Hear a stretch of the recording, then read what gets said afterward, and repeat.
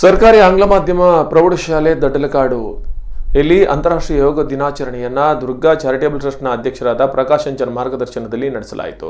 ಯೋಗವು ಮನಸ್ಸು ಮತ್ತು ದೇಹವನ್ನು ಸಂಪರ್ಕಿಸುವ ಪ್ರಾಚೀನ ಕಲೆಯಾಗಿದೆ. ಇಂತಹ ಯೋಗವನ್ನು ದಡ್ಡಲಕಾಡು ಶಾಲೆಯಲ್ಲಿ ಪ್ರತಿದಿನ ವಿದ್ಯಾರ್ಥಿಗಳಿಗೆ ಹೇಳಿಕೊಡಲಾಗುತ್ತೆ. ಶಾಲೆಯಲ್ಲಿ interact club, NCC, health club, eco ಕ್ಲಬ್ನ ಸಹಯೋಗದಲ್ಲಿ ಅಂತಾರಾಷ್ಟ್ರೀಯ ಯೋಗ ದಿನವನ್ನು ಆಚರಿಸಲಾಯಿತು.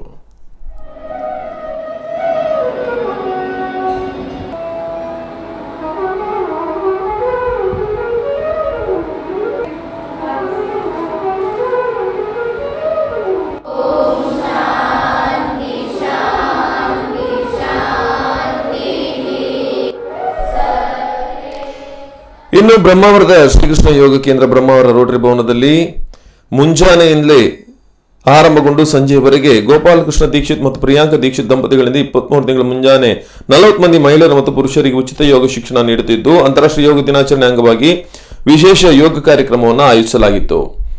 ಈ ಯೋಗ ಪ್ರದರ್ಶನವನ್ನು ರೋಟರಿ ಅಧ್ಯಕ್ಷ ದಿನೇಶ್ ನಾಯರಿ ಉದ್ಘಾಟಿಸಿದರು. ಇದೇ ಸಂದರ್ಭದಲ್ಲಿ ಯೋಗ ಶಿಕ್ಷಕ ದಂಪತಿಗಳನ್ನು ಶಿಷ್ಯವರ್ಗದವರು ಸನ್ಮಾನಿಸಿದರು. ಬಳಿಕ ಮಾತನಾಡಿದ ಯೋಗ ಗುರು ಗೋಪಾಲಕೃಷ್ಣ ದೀಕ್ಷಿತ್ ಮಾತನಾಡಿ, ಉತ್ತಮ ಮನಸ್ಸು ದೇಹಗಳ ಆರೋಗ್ಯ ರಕ್ಷಣೆಗೆ ಯೋಗ ಉಪಯುಕ್ತ ಎಂದು ಹೇಳಿದರು.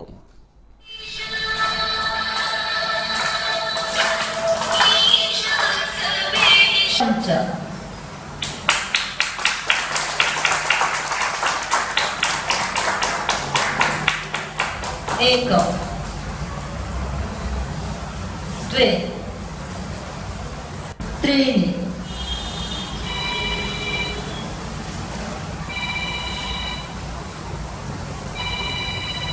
चत्वारि